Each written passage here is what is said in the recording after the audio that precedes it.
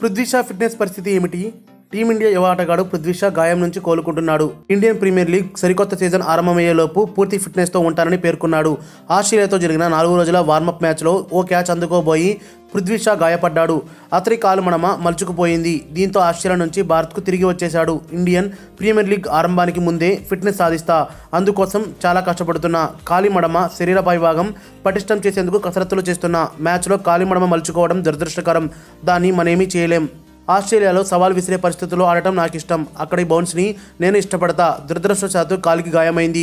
భారత test series గెలిచినందుకు సంతోషంగా ఉంది. ఇంతకన్నా జరిగే మంచేముంది అని పృథ్వీ షా అన్నాడు. ఐపీఎల్లో ఢిల్లీ క్యాపిటల్స్కు ఆడుతున్న సంగతి మనందరికీ తెలిసిందే. మరిన్ని అప్డేట్స్ కోసం మన ఛానల్ని సబ్స్క్రైబ్ చేయండి.